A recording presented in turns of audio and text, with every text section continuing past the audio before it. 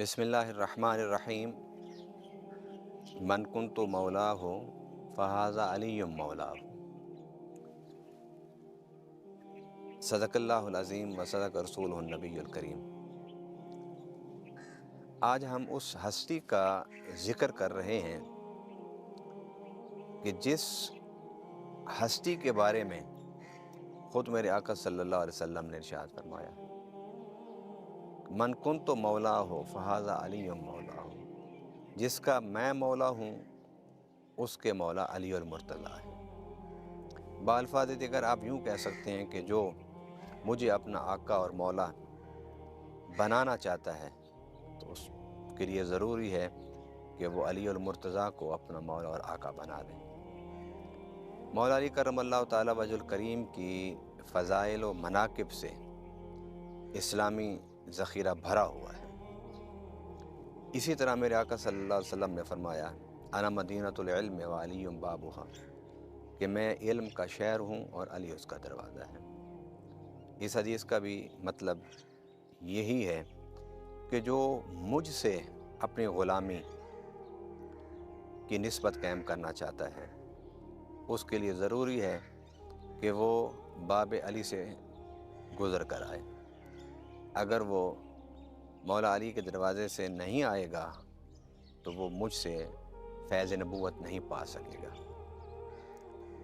मौला अली करमल्लाहु ताला वजहुल करीम की शान और फ़जीलत ये भी है कि आप उनके शोहर नामदार हैं जिनको मेरे आका सल्लल्लाहु अलैहि वसल्लम ने फरमाया, फ़ातिमा तो बिज़अतुम मिन्नी, कि फ़ातिमा मेरे जिगर का टुकड़ा है। आपकी फ़जीलत इसलिए भी है कि आप वालिद गिरामी हैं उन दो शहज़ादों का, जिन शहज़ादों के बारे में मेरे आका सल्लल्लाहु अलैहि वसल्लम ने फरमाया, अल हसन वल हुसैन सैयदा शबाब अहल जन्नह, कि हसन हुसैन जन्नती नौजवानों के सरदार हैं। और सैयदना इमाम हुसैन रज़ियल्लाहु ताला अन्हु के बारे में फ़रमाया, हुसैन मिन्नी वाना मिन हुसैन, कि हुसैन मुझसे है और मैं हुसैन से हूँ। आपकी फ़जीलत, मौला अली की फ़जीलत इस पहलू से भी है कि आपके बड़े बेटे सैयदना इमाम हसन रज़ियल्लाहु ताला अन्हु अलैहिस्सलाम कुरान पाक की सूरतुल कौसर की अमली तस्वीर है कि जब काफ़िरों ने कहा कि मोहम्मद सल्लल्लाहु अलैहि वसल्लम की इतनी ज़्यादा मुखालफत न करो, इसका तो नाम ही थोड़े दिनों के बाद नौज़ बिल्लाह ख़त्म हो जाएगा, मिट जाएगा, इसलिए कि इसकी नस्ल नहीं है, इसके पास औलाद नरीना नहीं है।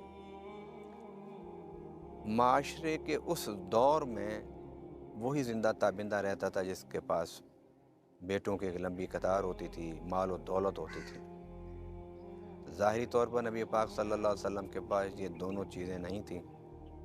उन्होंने जब ताने दी है कि ये तो अबतर है नाउज़ बिल्लाह, तो इसके लिए तुम इतने क्यों फ़िक्रमंद होती हो कि इसको कैसे ख़त्म किया जाए, इसका नाम कैसे मिटाया जाए, इसके पैगाम को कैसे मिटाया जाए।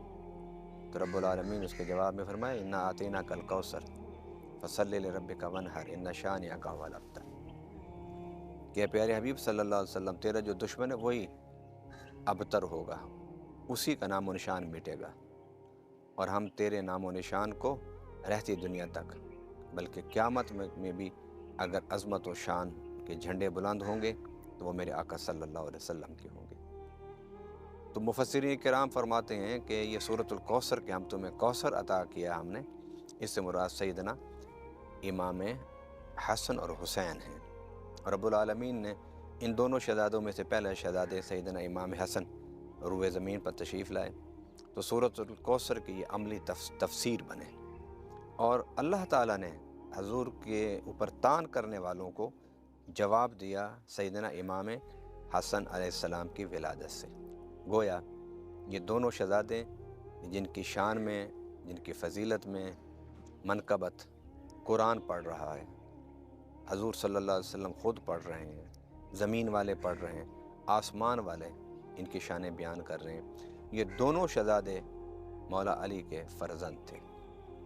और इसके साथ साथ मौला अली करमल्लाहु ताला वजहुल करीम की ये भी शान है, ये भी फ़जीलत है कि एक दिन मेरे आका सल्लल्लाहु अलैहि वसल्लम की बारगाह आलिया में मौला अली बैठे हुए थे اور حضرت ابو بکر صدیق وہ بھی حاضر تھے۔ تو حضرت ابو بکر صدیق بار بار مولا علی کے چہرے کو دیکھتے تھے۔ تو ام المومنین سیدہ عائشہ صدیقہ رضی اللہ تعالی عنہا نے کہا، بھجان آقا بھی دلوا گر ہیں مگر آپ کی نظر علی کے چہرے پر ہے، ایسا کیوں؟ تو مولا علی کرم اللہ تعالیٰ وجہ الکریم کے چہرے کو تکتے ہوئے حضرت ابو بکر صدیق نے جواب دیا کہ میں نے رسول اللہ صلی اللہ علیہ وسلم سے سنا ہے کہ النظر الی وجہ علی عبادت، کہ علی کے چہرے کو دیکھنا عبادت ہے۔ تو میں نے کہا کہ علی موجود ہیں، میں یہ عبادت کیوں نہ کر لوں کہ اپنی نظریں علی کے چہرے پر جما کر میں رب کو کیوں ناراضی کر لوں، رب کے رسول کو کیوں ناراضی کر لوں۔ اب آپ اندازہ کیجئے کہ یہ حدیث ہم نے پڑھی اور سنی حضرت عائشہ صدیقہ رضی اللہ تعالی عنہا سے، اور مولا علی کے چہرے کو تکنے کی حدیث پر عمل کس نے کیا؟ حضرت ابو بکر صدیق رضی اللہ تعالی عنہ نے۔ گویا مولا علی کی وہ شان ہے کہ جسے رب بیان کرتا ہے، رسول بیان کرتے ہیں، قرآن و سنت بیان کرتی ہے، اور صحابہ کرام بیان کرتے ہیں، امہات المؤمنین بیان کرتے ہیں۔ مولا علی کرم اللہ تعالیٰ وجہ الکریم کی یہ بھی ایک بہت بڑی شان اور عظمت ہے کہ میرے آقا صلی اللہ علیہ وسلم آپ کی گود میں سر رکھ کر آپ آرام فرماتے ہیں۔ تو نماز عصر کا وقت جا رہا تھا، سورج غروب ہونے کے قریب آ گیا، آپ کی آنکھوں سے اس دکھ میں آنسو نکلے کہ اگر حضور کو اٹھاتا ہوں تو آپ کی نیند میں خلل آتا ہے، اور اگر نہیں اٹھاتا تو میری نماز جاتی ہے۔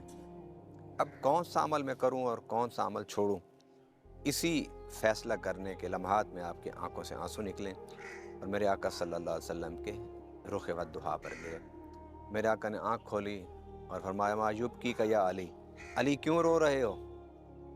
مولا علی کرم اللہ تعالیٰ وجہ کریم نے سورج کی طرف اشارہ کر دیا، کہا آقا نماز عصر قضا ہو رہی ہے، آپ کو اٹھانا بھی نہیں چاہتا تھا، اور آپ کو نہ اٹھاؤں تو نماز نہیں پڑھ سکتا تھا، بس اسی فیصلے کے لمحات میں، اسی کشمکش میں میرے آنکھوں سے آنسو نکل آئے۔ میرے آقا صلی اللہ علیہ وسلم نے فرمایا، جلدی کرو علی، نماز پڑھ لو۔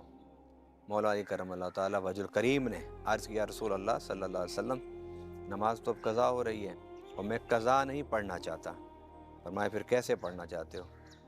مولا علی کرم اللہ تعالیٰ وجہ الکریم نے فرمایا کہ آقا میں نماز ادا پڑھنا چاہتا ہوں، تاکہ کوئی یہ نہ کہے کہ علی نے نماز اس لیے قضا پڑھی کہ علی کی گود میں نبی پاک صلی اللہ علیہ وسلم آرام فرما رہے تھے، حضور کی نیند کی وجہ سے علی کی نماز قضا ہو گئی۔ آقا میں نماز ادا پڑھنا چاہتا ہوں۔ تو میرے آقا صلی اللہ علیہ وسلم مسکرائے، اور مسکرا کے آپ نے سورج کی طرف اشارہ کیا انگلی سے، تو سورج واپس پلٹ آیا۔ تو مولا علی کرم اللہ تعالیٰ وجہ کریم نے سورج پلٹانے کے بعد نماز عصر ادا کی۔ مولا علی کرم اللہ تعالیٰ وجہ الکریم اور سیدنا عمر فاروق بیٹھے ہوئے تھے، تو آپ نے سیدنا عمر فاروق نے کوئی فیصلہ کیا۔ مولا علی کرم اللہ تعالیٰ وجہ الکریم علیہ السلام نے آگے بڑھ کے بتایا کہ یہ عورت جس پر آپ حد جاری کرنا چاہتے ہیں، یہ تو حاملہ ہے، اور حمل کی حالت میں حد نہیں جاری ہو سکتی۔ تو کیا کہا سیدنا عمر فاروق رضی اللہ تعالیٰ عنہ نے؟ لولا علی لہلک عمر، اگر آج علی نہ ہوتے تو عمر تو ہلاک ہو گئے تھے۔ الغرض مولا علی کی اس ولادت کے مہینے میں، اس ولادت کی خوشیوں میں، اس ولادت کے پرمسرت لمحات میں ہمیں مثبت باتوں کو تلاش کرنا چاہیے، ہمیں امت کو جوڑنے کی بات کرنی چاہیے۔ باہمی جو اختلافات ہیں، جو اختلافات سے بڑھ کے تفرقے بن چکے ہیں اور تفرقے آگے نفرتوں میں بدل رہے ہیں، اس فضا کو ہمیں کم کرنی چاہیے۔ اس لیے کہ جب مولا علی کرم اللہ تعالیٰ وجہ الکریم کو ہم دیکھتے ہیں تو آپ کی شخصیت کی عظمت کا اعتراف کرتے ہوئے ہمیں ساری کائنات نظر آتی ہے، ساری مخلوق نظر آتی ہے۔ اور کیوں نہ مولا علی کی عظمت کا اعتراف کیا جائے، اور جو نہیں اعتراف کرتے وہ اس اعتراف نہ کرنے کے بعد کس طرح اپنے آپ کو مسلمان اور مومن کہتے ہیں، یہ بات میری سمجھ سے بالاتر ہے۔ ایک دن حضرت ابوبکر صدیق رضی اللہ تعالیٰ عنہ ہاتھ پکڑ کے مولا علی کا کہنے لگے کہ علی، میں ایک تم سے بات کرنا چاہتا ہوں اور اس امید کے ساتھ کہ تم میری بات کو مانو گے۔ مولا علی کرم اللہ تعالیٰ وجہ الکریم نے کہا کہ ابوبکر بتاؤ تو صحیح، وہ بات ہے کیا؟ تو حضرت ابوبکر صدیق نے عرض کی، اے علی، پہلے تم ہاں کرو کہ میں جو مانگوں گا تم سے تم مجھے عطا کرو گے۔ مولا علی نے کہا، میں ہاں کرتا ہوں، آپ جو بھی کہیں گے میں اسے پورا کروں گا۔ تو سیدنا صدیق اکبر رضی اللہ تعالیٰ عنہ نے مولا علی کی خدمت میں کہا کہ میں نے آقا سے سنا ہے کہ آپ نے فرمایا کہ قیامت کے دن حوض کوثر پر جام کوثر ابو بکر علی پلائیں گے۔ مجھ سے وعدہ کرو کہ جب تیرے نبی کا یہ بوڑھا امتی تیرے پاس آئے قیامت کے دن تو آپ مجھے اپنے ہاتھوں سے جام کوثر پلائیں گے۔ اللہ اکبر۔ مولا علی کرم اللہ تعالیٰ وجہ الکریم نے بڑے پرمسرت اور مسکراہٹوں کے ساتھ سیدنا ابو بکر صدیق رضی اللہ تعالیٰ عنہ سے کہا، ابو بکر، چند دن پہلے آقا نے مجھے یہ فرمایا کہ علی، پانی تو حوض کوثر پر قیامت کے دن تم نے پلانا ہے، لیکن پلانا اسی کو جس کے دل میں ابو بکر کی محبت ہو۔ آئیے، امت مسلمہ پر بڑا نازک وقت ہے اس وقت۔ امت مسلمہ کا جسم کا انگ انگ زخمی ہے۔ امت مسلمہ باہمی تشدد، باہمی نفرتوں کے شکار ہو چکی ہے، اور گزشتہ نصف صدی آپ اپنے سامنے رکھ لیں تو آپ کو بھی یہ ادراک حاصل ہو جائے گا، یہ شعور مل جائے گا کہ اگر امت مسلمہ کی کہیں تباہی ہوئی ہے اور ہو رہی ہے، قتل و غارت ہوئی، ملک کے ملک برباد ہو گئے، نسلوں کی نسلیں تباہ ہو گئیں، اس کی صرف اور صرف وجہ یہ ہے کہ ہم نے اس حقیقت کو سننا سمجھنا چھوڑ دیا ہے کہ اگر ان کے اختلافات کے بارے میں کتابوں میں اگر ذکر ہے تو ان کے محبت و پیار کے تذکرے بھی تو کتابوں میں موجود ہیں۔ ہم کیوں نہ صحابہ کرام اور اہل بیت اطہار، ان کے بارے میں وہ جو پازیٹیو باتیں ہیں کتاب و سنت میں، تاریخ میں، اس کو ہم اجاگر کریں۔ اگر آج اس دور میں بھی جبکہ امت مسلمہ کا جسم اور اس کا انگ انگ زخمی ہے اور خون بہہ رہا ہے، ہماری گزشتہ 4 نسلیں ان اختلافات کی نظر ہو چکی ہیں اور تباہ ہو گئیں، برباد ہو گئیں، اس کے باوجود بھی اگر ہم کتابوں میں یا تو مواد ہو نہ جب کتابوں میں مواد موجود ہے ان کے پیار و محبت کا، تو ہم اسے کیوں نہ بیان کریں، ہم اسے کیوں نہ انسانیت کے سامنے رکھیں۔ خدا را، میں امت مسلمہ کو اور ان کے عمائدین کو یہ گزارش کروں گا کہ 14 صدیوں کے خون اور آگ میں نہائی ہوئی مسلمانوں کی تاریخ کو اپنے سامنے رکھیں، اور آج اس دور میں گزشتہ 50 سال میں پاکستان، ایران، عراق، شام، لیبیا، یمن،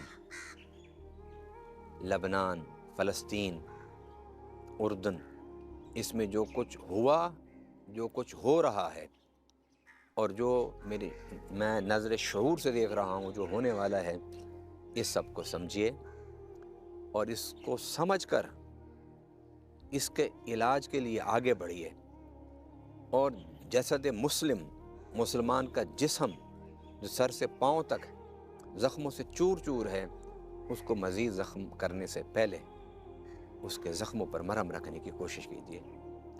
اور یہ رجب کا مہینہ جس میں اللہ تعالیٰ نے ہمیں ایک بہت بڑی خوشی عطا فرمائی ہے، اور وہ خوشی یہ کہ مولا علی کی ولادت ہوئی، اور کس شان سے ولادت ہوئی آپ جانتے ہیں کہ کعبہ کے اندر ولادت ہوئی، آپ کا مولود کعبہ ہے، کعبہ کے اندر آپ کی ولادت ہوئی ہے۔ اور میں تو اکثر کہا کرتا ہوں کہ مولا علی کی ولادت کے صدقے میں اس مہینے میں کعبے کے تذکرے ہوتے ہیں، لوگ کہتے رہیں کہ مولا علی کی شان اس لیے زیادہ ہے کہ کعبے میں پیدا ہوئے، میں اس طرح کہا کرتا ہوں کہ مولا علی کی ولادت سے کعبے کی شانوں میں اور اس کی عظمتوں میں اضافہ ہوا ہے۔